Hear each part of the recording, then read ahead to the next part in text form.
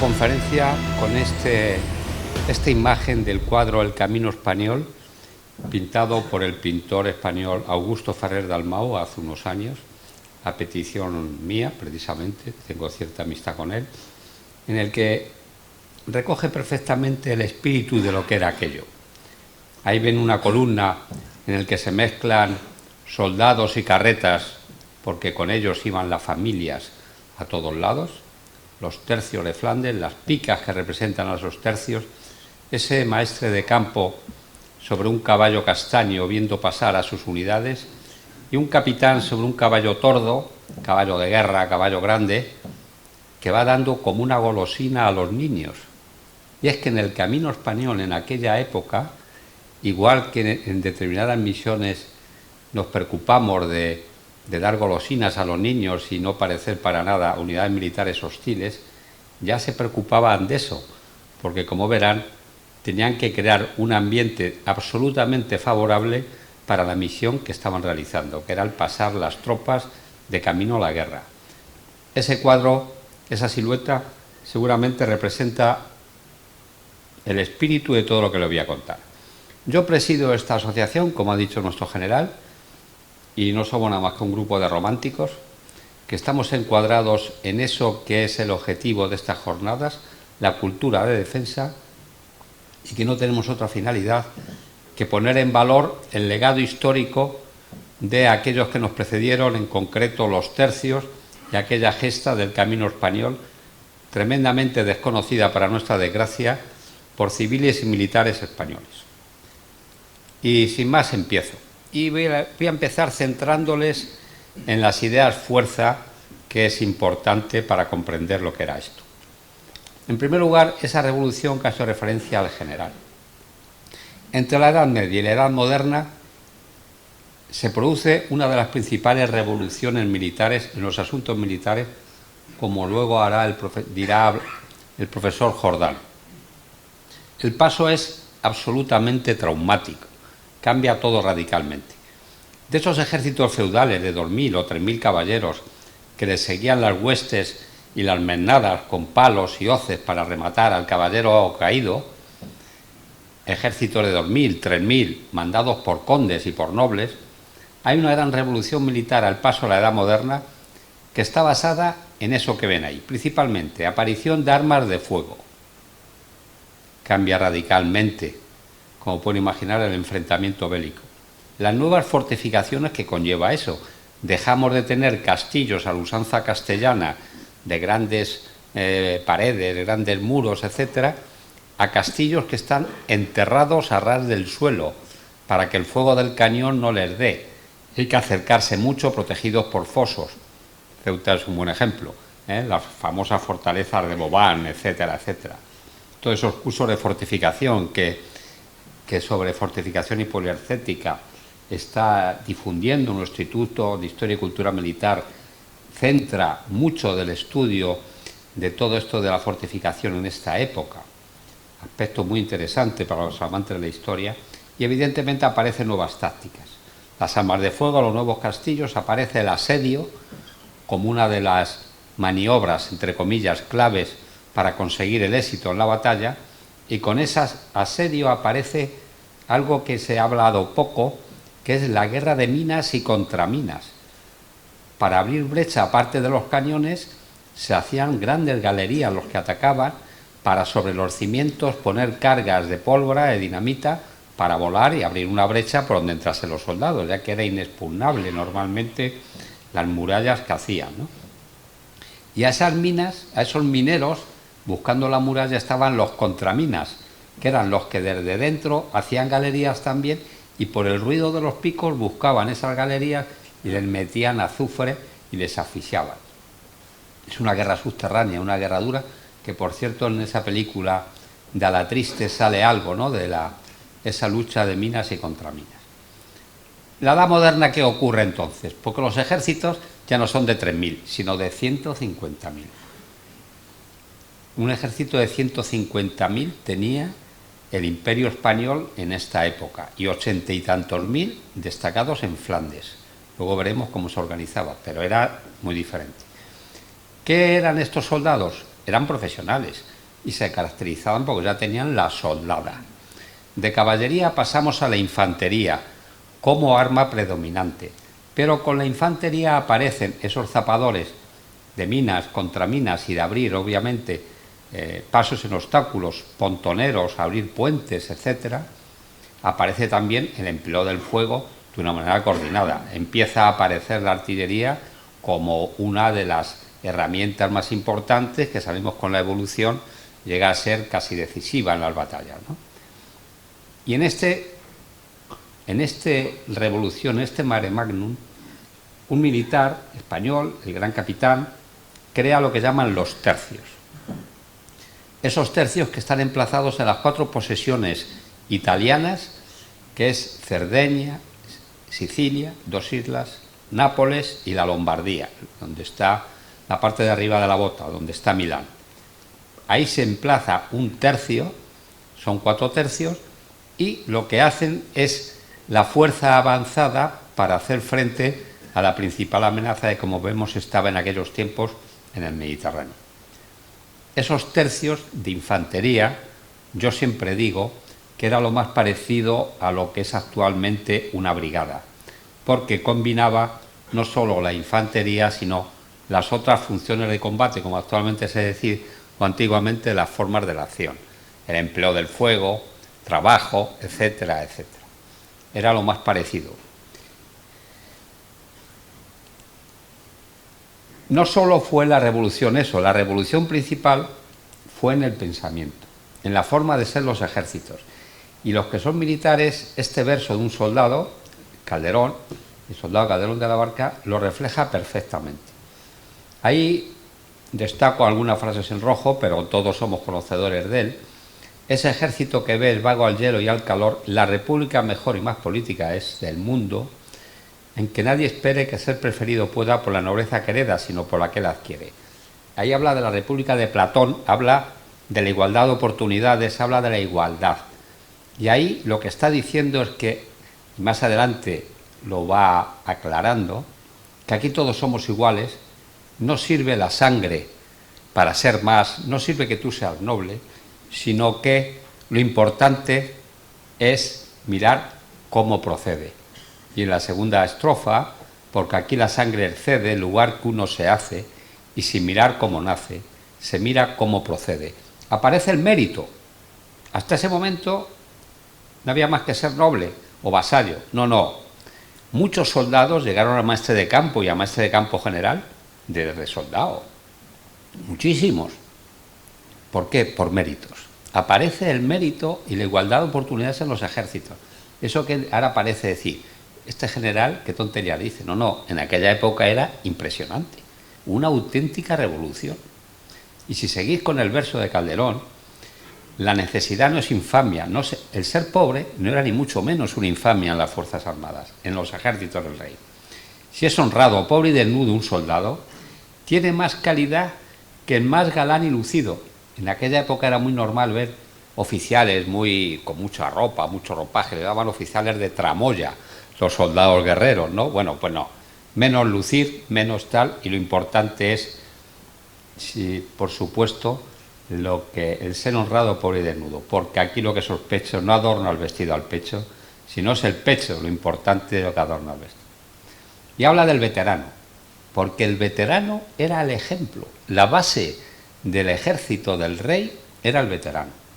El veterano no porque era más veterano, sino porque era el que daba ejemplo y estaba siempre en los sitios de mayor riesgo y fatiga, como nos enseñaron las ordenanzas. El veterano. Y el resto, pues todos lo sabemos, ¿no? Aquí la más principal hazaña es obedecer, como ha de ser, etc. Es una auténtica revolución, mucho mayor que la que imprimen las armas de fuego. El nuevo sentir de esos soldados que dan ejemplo, que la igualdad de oportunidades y el valor y el mérito es lo que hace y da forma a esa estructura militar.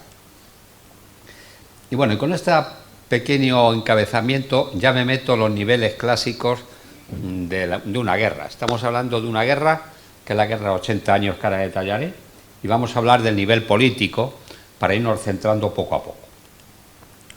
Y esta es la guerra de 80 años que nosotros la llamamos la guerra de Flandes. Y yo, cuando era un poco pagano en estos temas, yo decía, pero ¿cómo, siendo el imperio más grande del mundo, los mejores soldados, los tercios, no podíamos con Flandes, que a mí me suena que eso es algo así como los Países Bajos y 4 matados de Holanda y Bélgica, ¿no? ¿Cómo aquel imperio no podía? Bueno, pues hay que aclararlo, porque, en primer lugar, esa guerra de los 80 años es el nombre europeo más correcto, no de Flandes, y como veis ahí, España y Portugal participaban en un bando, y en el otro estaban las 17 provincias rebeldes, que era lo que se llamaban los Países Bajos, los luteranos alemanes, Francia, Inglaterra, el poder turco, un bando contra el otro. Era una guerra global, fue una guerra global de 80 años que tuvo su origen, como hablaré, en la religión. La religión católica era el vínculo de unión de todos los reinos del rey de las Españas. El rey de las Españas no era solo rey de las Españas, Castilla, Aragón, Navarra, Granada, o de las extrapeninsulares, Córcega, Cerdeña, Ultramar, América, bla, bla, bla, bla, bla, bla. Eso era lo que le daba vínculo la religión, y para eso habían echado a los judíos, habían echado a los musulmanes, habían luchado contra los turcos, a los moriscos, etc. La religión era el vínculo de unión entre los reinos del rey. Era lo único que nos unía. Entonces, este sentir contrario, el protestantismo, como veremos, era el romper ese vínculo de unión que daba fuerza al poder real, al poder de Su Majestad el Rey. Esa guerra global se jugó en todo el mundo conocido, ahí lo marco un poco en esos circulitos. Estamos hablando del Caribe, estamos hablando de Brasil, estamos hablando, por supuesto, de Europa, estamos hablando del norte de África. Aquí hubo combates en Alcazarquivir, murió el rey de Portugal, por ejemplo. En África, como digo, en Ceilán y en Indonesia. O sea, era una guerra, no digo mundial, vamos a hablar global de lo que era aquello. Entonces, en ese marco de la guerra de los 80 años, este era el escenario principal. Lo que llaman las 17 provincias, que realmente era 18, porque aquí en el centro, esto de el Principado de Lieja, que era el Obispado de Lieja, era del Papa. Esta es la raya que limita ahora Holanda y Bélgica. Bueno, estas 17 provincias eran unas ciudades-estado, unas provincias-estado tremendamente potentes, como veremos, ¿no? Realmente se les conocía como los Países Bajos, como les conocemos ahora, Nederland, Holanda, ¿no? Pero cuando hablan de Países Bajos hay que comprender lo que eran realmente Países Bajos. Eran países hundidos, llenos de agua, no existía como tal. Y lo que existían eran como ingentes y enormes bañeras formadas por diques donde echaban tierra y aquello se asentaba. Entonces, esas grandes bañeras formadas por diques se unían con diques también, y eso era lo que conformaba todo este territorio que llamaban Países Bajos. Realmente era un terreno que se sostenía por debajo del mar, con todos los problemas que conllevaba aquello. Actualmente, la tecnología actual y las obras de ingeniería que han hecho en estos territorios ya no existe. Eso, hay diques, hay control en los ríos, que están tremendamente graduados, etcétera, pero no existen los Países Bajos en el concepto que vivieron nuestros ancestros, nuestros antecesores. Sí, muy importante saberlo. Y también es importante ver que el norte es el mar. Ellos tenían la flota más potente del Mar del Norte, sin duda, ahora veremos cómo eran, y ello les permitía no solo comercializar y seguir con su función principal del comercio y de la navegación, sino además recibir refuerzos continuamente. El no poder aislarles por el norte supuso que al final se perdiese esta guerra de 80 años. Y para seguirles centrando, seguramente esto les va a servir. Es la diferencia entre el rey Carlos, el emperador, y el rey Felipe, que es el que inicia la guerra. Esta es la guerra de los Felipes, Felipe II, Felipe III y Felipe IV, 80 años. Y la diferencia nos sirve también para tomar conciencia. La patria del emperador era Flandes, su lengua era flamenco. El rey Felipe nació en España y su lengua era el español y portugués, porque su madre era portuguesa y luego fue rey de Portugal, como sabemos, ¿no? Los asesores del rey Carlos, ¿de dónde eran? Pues de su tierra, flamencos. ¿Dónde tuvo problemas? ¿Por dónde lo va a tener? Cuando llegó aquí, con los castellanos, con los comuneros, y tuvo el gran problema de comprensión del problema castellano y tuvo problemas con los comuneros. Felipe, sus asesores que son españoles, ¿dónde tiene problemas? En Flandes, en estas ciudades-estado. ¿Por qué? Porque no los conoce y porque, como veréis, se negó a ir a verlos. Y obviamente los nobles se deben a un rey. Si no conocen ni al rey, es muy difícil ser noble. Y es verdad, no solo fue la religión, hubo otras causas. Ambos tenían la herejía enfrente, ¿no? El protestantismo. Pero mientras que el rey Carlos tenía enfrente a un teólogo, que era Lutero, Felipe tenía enfrente a Calvino, que era un agitador de masas, era un subversivo total, ¿no? Era todo lo contrario a lo que era Lutero, un hombre de acción. Ahí empleamos la Inquisición, que también era un elemento propio de la cristiandad y que produjo, evidentemente, más daño que aspectos positivos, ¿no? El tema de impuestos, mientras que uno era negociador porque conocía a las nobles, eran sus amigos y negociaba con ellos, bueno, pues venga, os retraso el pago de impuestos, lo bajamos, etcétera. El rey Felipe desde Madrid era muy exigente. No solo no hubo reducción ni aplazamiento de impuestos, sino que exigía que se pagase religiosamente. Ya habíamos tenido una bancarrota antes de entrar en esta guerra. Y evidentemente, como decía antes, el rey Carlos gobernaba el imperio a caballo y el rey Felipe sentado en una silla en el Escorial. Entonces el no viajar era un elemento muy importante. Y hay otro elemento, que es eso que me pongo ahí yo. Hago una transgresión y les digo, aquellas ciudades-estado era el poder económico mundial. Y digo ahí, era lo que actualmente es Wall Street, es la City londinense, la banca suiza, era todo. Eran los dueños del poder financiero, de la bolsa mundial, del dinero. Era absolutamente el poder, por así decirlo. No estábamos combatiendo a unos Países Bajos, perdón que lo diga, de mierda, ni mucho menos. Estábamos combatiendo al poder mundial del dinero, de las finanzas y de todo, ¿no? Los reyes del comercio y los más avanzados. Para que se hagan una idea, Amberes era la ciudad más grande del mundo, 100.000 habitantes, era el Nueva York. Si hacemos una equiparación, Nueva York o Tokio, 30 o 40 millones, Amberes, 100.000. En ese juego quizás nos podríamos centrar. Estábamos atacando a Nueva York en aquellos tiempos, ¿eh? Eso era lo que más o menos venía a significar. Y bueno, yo creo que ya se van centrando, ¿verdad? ¿Y cómo se inicia esta guerra? Pues Concilio de Trento, el Papa convoca este concilio que es para luchar contra ese afán reformismo del protestantismo. Y aparece la contrarreforma. No se acepta la herejía protestante, que entre otras cosas lo que pregonaba era unas iglesias locales, la iglesia anglicana, donde el rey, la reina de Inglaterra es la líder, ¿no? No, la iglesia católica, uno de los principios es que es universal. Los obispos son universales, la iglesia es universal, ¿no? El Concilio de Trento combate la reforma con la contrarreforma. Y el rey, obviamente, es la espada del Concilio de Trento. Este señor Calvino, que hacía referencia a él, no se le ocurre otra cosa que inventar lo que era la iconoclasia.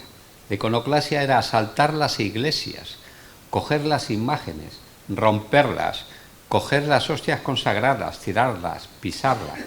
Imagínense ustedes en Ceuta la Virgen de África rota y tirada por los suelos. ¿Qué hacen los ceutíes? ¿Qué hicieron los católicos en aquella época? Pues obviamente montar en cólera y tirar de espada, sentido común, propio. La gobernadora de los Países Bajos era Margarita de Parma, que era una hermanastra del rey, era una de las hijas que tuvo el rey Carlos. Los que han visto la serie esa del emperador, la primera amante que tuvo en Holanda, la que le enseñó un poco lo que era esto. Bueno, pues esta señora tuvo esta hija, Margarita de Parma, que fue una de las grandes mujeres de la monarquía y de la Casa de Austria. Una señora con una dureza, con un carácter, una diplomacia bestial.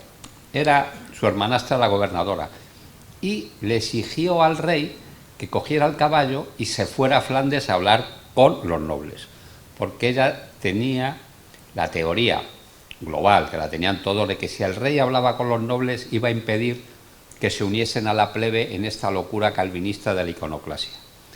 El rey católico, lo que interpretó fue lo contrario, dijo, no, esto lo voy a solucionar yo como lo tengo que solucionar. Voy a coger al mejor general, al que me garantiza la victoria, y lo voy a mandar allí. Y entonces coge a don Fernando Álvarez de Toledo, tercer duque de Alba, y le dice, don Fernando, pacifique los Países Bajos. Y don Fernando se viene a los Países Bajos a cumplir su misión. Y este es el inicio de la guerra y este es el marco político de esta aventura del camino español que le voy a contar. ¿Vamos a otro nivel? No vamos a la estrategia. Pero ¿en qué marco nos estamos desenvolviendo? Pues vamos a ver en qué marco. España estaba en 3 espacios estratégicos. El primero era el Mediterráneo, como antes he dicho. Para eso crea los tercios y para eso coloca allí la flota. Nuestra flota está en el Mediterráneo. Hemos derrotado al turco en Lepanto. ¿Por qué? Porque el Mediterráneo es el nexo de unión de la península con esas posesiones italianas y del norte de África. No solo era Ceuta, Melilla, es Orán, es Argel, es Túnez. Vamos ganando esa costa también, ¿no? Ese es el esfuerzo principal. Y además está la amenaza del turco del Mediterráneo y el corazón de la cristiandad, el Papa en Roma.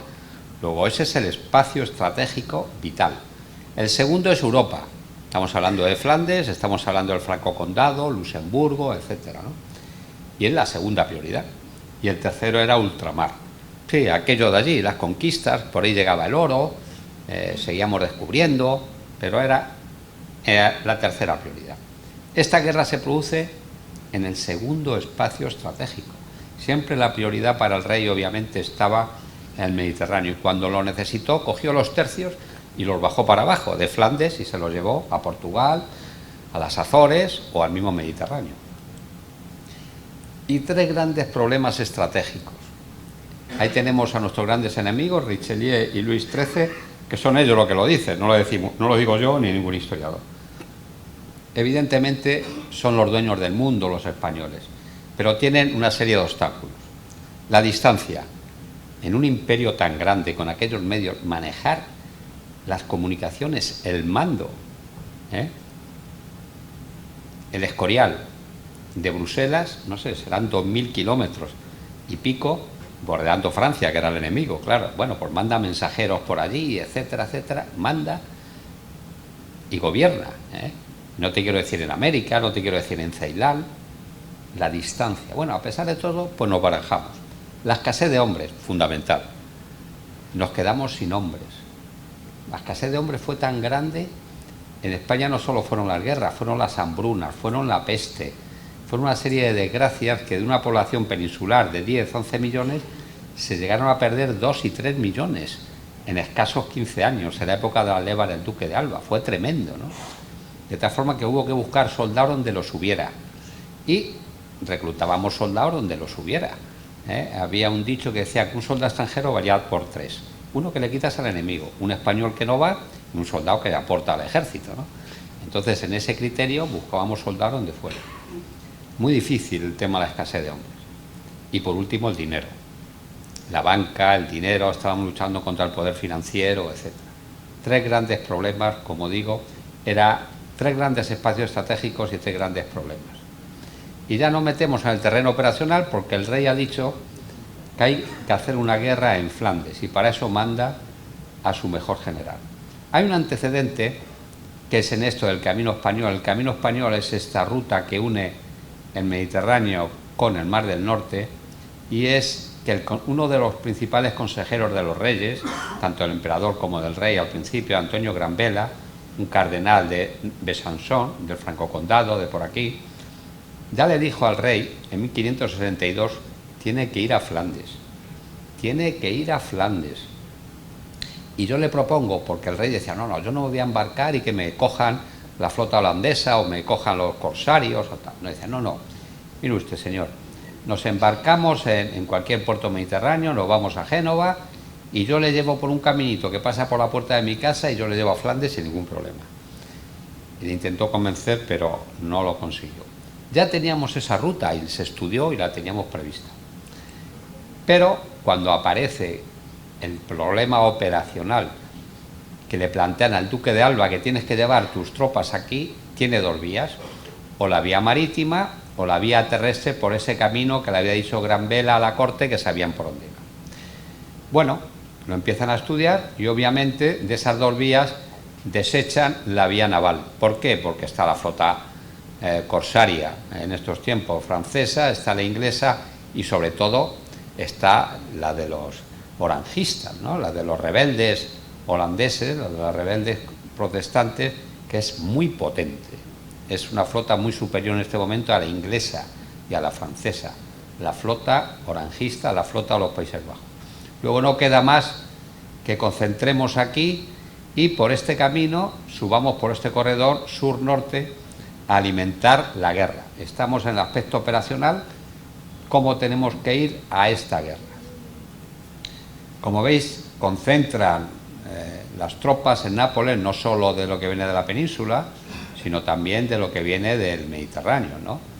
Reino de Nápoles, esto era Albania, donde teníamos una caballería ligera que dio un resultado en Flandes, Sicilia, etc. Vale. Pues ya sabemos que hay que ir a Flandes por tierra. Entonces esto lo llaman el Camino Español. ¿Y qué es el Camino Español? En este mapa lo voy a contar. Bueno, la Lombardía, esto es Génova, Milán, que donde había un castillo donde se concentraban, el castillo actual español, castillo de los Sforza de Milán, luego se quemó, etcétera.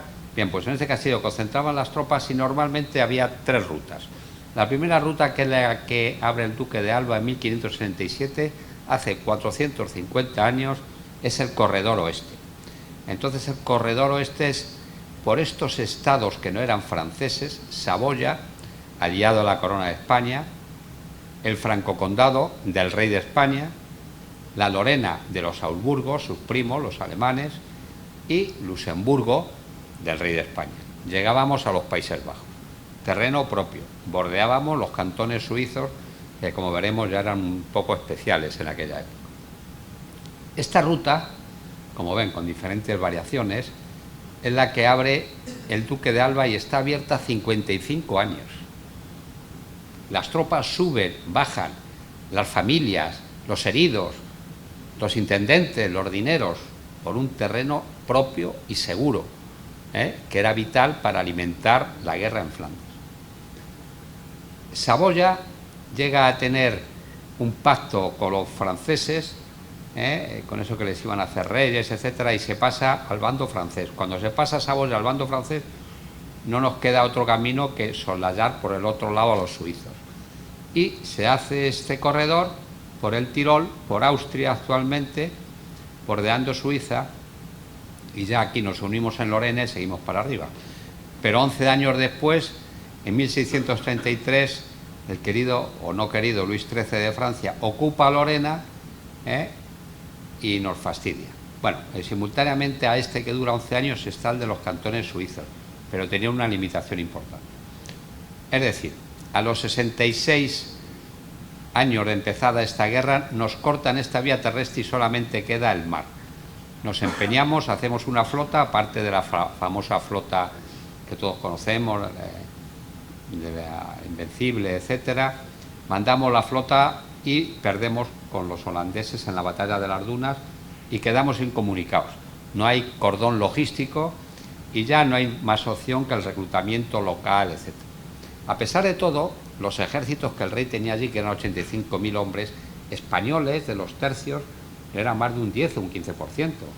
Lo que pasa es que eran los decisivos porque era la fuerza principal, la que llevaba el esfuerzo y la que era decisiva en la batalla, por así decirlo. Pues en esta historia del Camino Español le voy a ir contando un poco todo.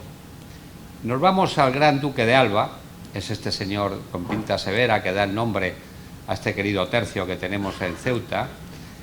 Pues el Gran Duque de Alba recibe esa misión y cumple la misión. Allí todavía siguen diciendo: duérmete, niño, que viene el Duque de Alba. Se ve que evidentemente les dio bastante miedo. El Duque de Alba, este itinerario lo marcó, lo jalonó, etcétera, y sirvió para que detrás de él viniesen muchas columnas.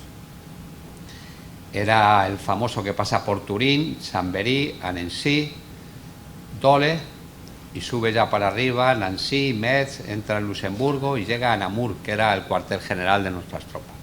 Ahí se disolvían, descansaban y se repartían por todo el territorio de Flandes, ¿no? Este corredor, como digo, duró del 67 a 1622. Como dato curioso, mira, aquí está Alba con los 10.000 soldados de los tercios, que lo hizo en verano.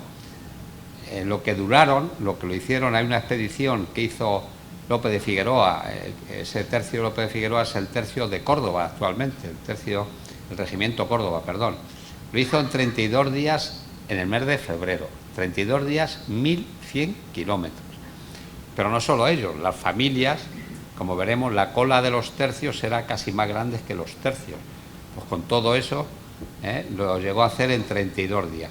Más adelante, bueno, vemos fechas y plazos. Estos son algunas de las columnas principales, pero como veis se va alargando porque conforme se fue estropeando el ambiente había que tener más seguridad, ¿no? Y adoptar despliegues más seguros en la progresión. Bueno, con este referente os cuento otro referente como un paréntesis, que es la diferencia a las marchas de otras grandes fuerzas. Los tercios eran 20 kilómetros más o menos de media, las falanges un poco más largos, la legión romana o la Gran Armée fue la que más rápido andó. No llevaban cola, ninguno llevaba la cola que llevaba los tercios, ni los bagajes, ni tenían que pasar los Alpes, ni tuvieron que hacer apertura de puentes, arreglar caminos, etcétera, etcétera, que realmente les redujo mucho el ritmo y, por supuesto, la jornada de descanso. 1.100 kilómetros no se puede hacer sin dar descansos, evidentemente. Pero bueno, puestos a esto, ya este paréntesis, vuelvo otra vez.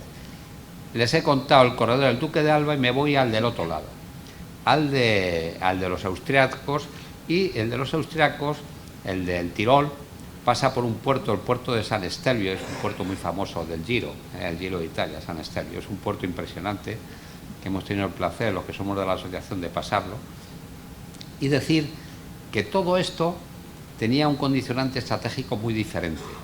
Mientras que este no tenía ningún problema estratégico, este tenía que ya cuando estos habían ocupado Saboya, los franceses eran aliados de Venecia, que pone aquí Veneto, y este corredor era fundamental para unir fuerzas. Bueno, pues hubo un señor que es este de aquí, que se llama el Conde de Fuentes, que hizo este castillo, hoy está bastante derruido, como ven, y ocupó esta tierra de grisones protestantes de origen suizo y los mantuvo firmes durante 12 años simplemente con este castillo, no solo facilitando el paso de las columnas por aquí, sino además impidiendo que Francia y Venecia se unieran y nos pinzaran. Este hombre es el Conde de Fuentes, como digo, fue también gobernador de los Países Bajos, y nos gusta contar en la asociación que sin desenvainar la espada había hecho mucho más por la corona católica que muchos, como el Duque de Alba y otros capitanes, con la intervención de los soldados. Este, con la disuasión, la amenaza, etcétera, pues realmente hizo un gran papel. Y el tercer corredor era atravesar los cantones suizos. Los cantones suizos eran mitad católicos y mitad protestantes. Y estos ya inventaron lo que son ahora, y era el peaje. Entonces, para pasar por los cantones suizos, Martín, había que pagar. En cada cantón ponían la guardia y a pagar. ¿Cuántos soldados trae usted? ¿Cuántas personas está? ¿Cuántas bocas? A pagar diezmo. Con lo cual se hacía carísimo y encarecía tremendamente el paso de tropas por los cantones, ¿no? Se ponían en los puertos estos, el Simplón y San Gotardo, ahí no había manera de pasar si no pagabas. Con lo cual se utilizaron poco por el problema de este peaje, entre comillas, de estos señores que, como ven, ya sus antecesores sabían lo que iba. Y por último, como les decía antes, la famosa flota del almirante Oquendo en la batalla de las Dunas, que desgraciadamente no conseguimos vencer a la flota holandesa, y la ruta posible por el mar se corta.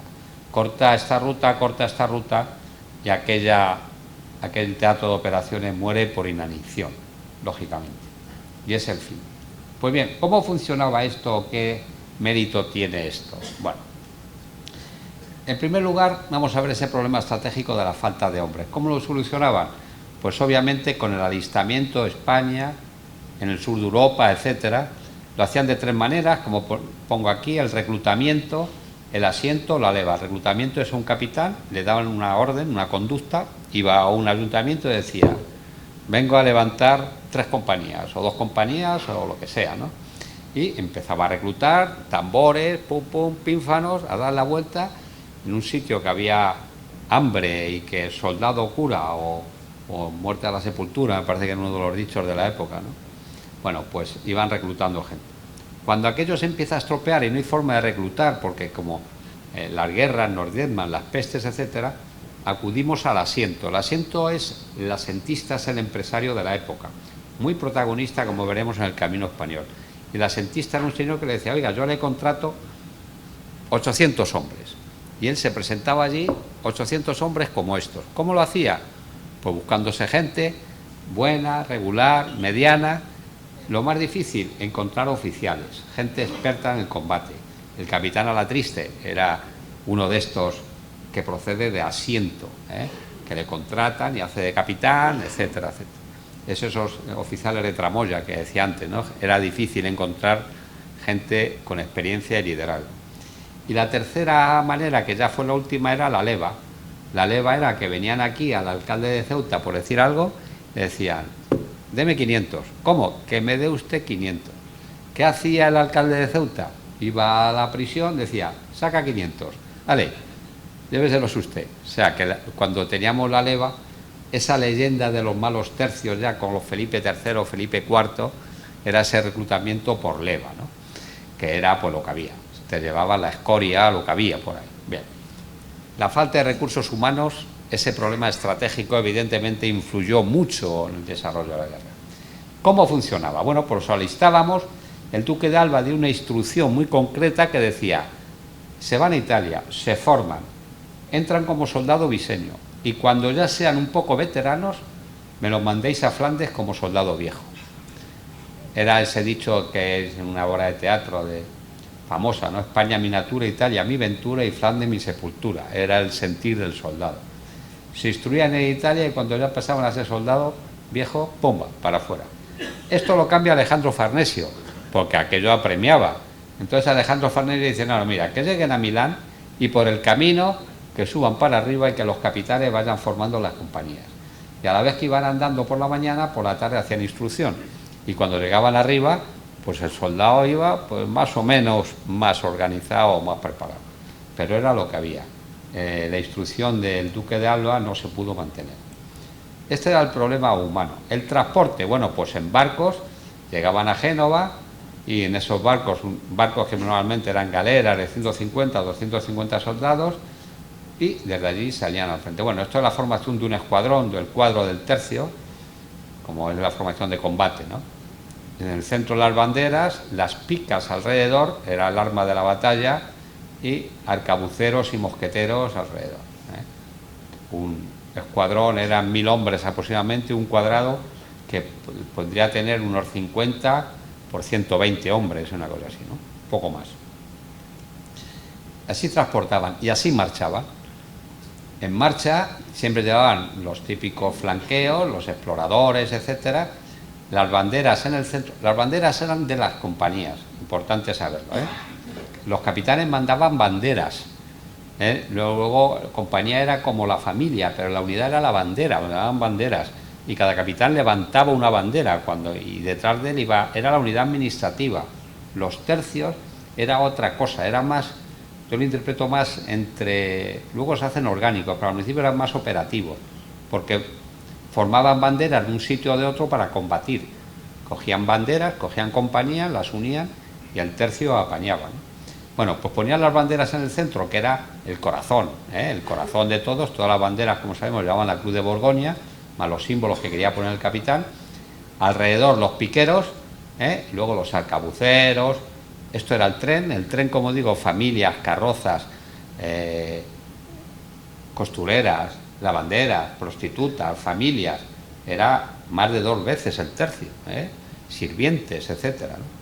Iba obviamente cubierto con la retaguardia de arcabuceros, etcétera, y esto iba así, ¿por qué? Porque ante cualquier amenaza el tercio entraba, ¿no? Entonces formaban el cuadro rápidamente. Esto eran las famosas mangas, que era con lo que maniobraban por el fuego, las picas, etcétera, y rápidamente cogían el orden de combate. Así marchaba el tercio. Y esto es lo que le dio sentido, que era la logística. ¿Cómo funcionó esto? Bueno, esto es lo que realmente fue el milagro. Mantener esto en aquella época, que normalmente los ejércitos campaban por sus respetos, y España hizo algo absolutamente revolucionario, que era ir pagando y haciendo las cosas bien, cosa que no hacía ningún ejército. Bueno, pues ¿cómo lo hacían? Se nombraba un comisario especial. Este comisario especial elegía las etapas. Normalmente entramos en 5 leguas, 20 y tantos kilómetros. Una legua son 5 y pico. Lo que hacían cada día, elegía los estacionamientos, obviamente dentro de cada etapa, y veía la jornada de descanso. Articulaba las tropas en escalones. 700 bocas normalmente, 200 caballos formaba un escalón. Y con esto hacía el típico cuadro de marcha, lo llamaban escandallo, pero eso, reglamento de marcha y estacionamiento. El cuadro de marcha, gráfico de marcha, etapa 1, etapa 2, algo que sabemos los militares actualmente. Bien, pues este comisario especial cogía el escandallo y se iba al camino y se entrevistaba con las autoridades locales. Vamos a ver, viene un tercio, viene una columna con tantas bocas, ahí no hablaban de soldados, tantas bocas a alimentar, y usted a ver qué capacidad de suministro tiene, etcétera. No de suministro de dar de comer, que ya veremos cómo lo hacían los asentistas, sobre todo capacidades. ¿Por qué? Porque había que hacer el pan, se necesitaban hornos de pan. Si estamos hablando de que a lo mejor eran columnas de 3.000, 5.000, 6.000, cuando la población mayor eran 100.000 personas, imaginaros lo que representaba, era mucho más que los pueblos por los que iba pasando, evidentemente, era una ciudad en marcha esto, ¿no? ¿Qué capacidad de suministro sobre todo se preocupaba mucho este comisario especial? Carreteros. Mire usted, las carretas en aquella época no eran de radios, eran macizas y todavía no habían inventado el aro de hierro que las protegía, eran pura madera, un tocho, hablando claro. Pues se rompían las ruedas continuamente en terrenos embarrados, etcétera. Que hubiese carreteros, que hubiese herradores, aunque ellos llamaban herradores, pero los caballos perdían herraduras y era continuo, ¿no? Y sobre todo, que se pudiese comprar ganado. Mucho ganado moría por el camino. Ya con no solo es el problema del suministro del ganado, es que se moría, porque envejecía o se moría. Entonces, reponer ganado, una carreta perdía uno de los dos tiros y estaba perdida, ¿no? Entonces, todas esas capacidades de suministro lo estudiaba muy bien este comisario. Cuando lo tenía claro, convocaba a empresarios, que eran los asentistas, que estos son los protagonistas. Y decía, vale, este es el escándalo, estos aquí, las autoridades locales donde puede estar, vale, soluciónamelo. ¿Cómo? Sí, que me lo solucionen. Hacían la típica subasta y allí aparecían empresarios españoles o del reino, pero muchos españoles, a solucionar el problema a las columnas que pasaban. ¿Cómo? Bueno, pues haciendo esas ofertas de aprovisionamiento. Normalmente nos movíamos en estos números. Decían, un escudo, 20 raciones, más o menos, ¿no? Es un poco el promedio de lo que pagaban. Un escudo, 30 alojamientos, y con esto empezaban a negociar. Y luego tenían siempre el problema del ganado. El ganado, como luego os contaré más adelante, era el gran problema. ¿Por qué? Porque era lo que llevaba el peso. Pues en un caballo iban los bagajes de 4 o 5 soldados, 20 kilos, pues eso, 100 kilos lo que sujeta un caballo. Pero se come 20 libras. Como veremos, 20 libras es, para que se haga una idea, 10 kilos, que viene a ser media paca de paja o media paca de pienso, esos chismes que vemos por las carreteras. Pero eso es ahora cuando está prensado. En aquella época no estaba prensado. Y 10 kilos de paja era medio carro, como aquel que dice. Con lo cual, para alimentar un caballo que se comía 10 libras, había que llevar casi medio carro. Y según iban pasando los escalones, iban comiendo el grano que había. Había que preposicionar y traer el grano. En fin, era un problema logístico importante, moviéndose en aquella época, ¿no? Bueno, pues este problema del ganado era el punto clave que tenían que solucionar los asentistas, sabiendo los caballos que iban en cada escalón, etcétera, ¿no? Todo esto era para que al final, cuando llegase el capitán con la compañía, el furriel y el sargento recogieran la comida, la típica línea de autoservicio, pasaban, comían y ya está, como si tuviésemos camiones, termos, etcétera, como hacemos actualmente. Así funcionaba. Económicamente, ¿qué suponía esto? Pues miren, el sueldo del soldado era 3 escudos más 1 de ventaja, lo normal, en que estaban operaciones. El escudo era la moneda más potente del mundo. Le seguía el florín, que era el de los Países Bajos, pero el escudo era 2,5 florines. Nuestra moneda, la más importante del mundo, era el superdólar, ¿eh? Yo lo equiparo a 150 euros, un escudo, ¿eh? El sueldo del soldado, pues eso, si eran 3 escudos y una ventaja, unos 600 euros de los tiempos actuales. ¿Qué costaba? Bueno, pues ahí lo ves. Se gastaba 1,5 escudos en comer, ¿eh? Y se gastaba un escudo, unos 5 euros al día en alojarse. Eso le hacía, pues eso, que se estaba gastando 2,5 escudos más o menos cada mes en el camino, ¿no? O en vivir, ¿eh? Eso era así. Esto era más o menos la referencia. El ganado, ya les he dicho, el gran problema de lo que comía el ganado, y normalmente no dejaban que fueran caballos. ¿Por qué? Porque un caballo, como les decía, lleva el bagaje de 5. Si yo junto 2 caballos y les pongo en una carreta, en vez del de 10, 5 y 5, llevaba el de casi 20. Con lo cual, los jefes de territorio decían, mira, los caballos para las monturas, para los oficiales y tal, y el resto a carretas, porque es la única manera de poder conseguir el forraje para este ganado. Al final, ¿qué costaba? Al Estado le venía a costar 20 escudos cada soldado que llevaba allí, era caro. De esto, obviamente, la alimentación y el alojamiento lo pagaba cada soldado, pero había grandes costes, sobre todo puentes. El paso de muchos sitios, como el Franco Condado, era pasar afluente tras afluente de la cuenca del Ródano.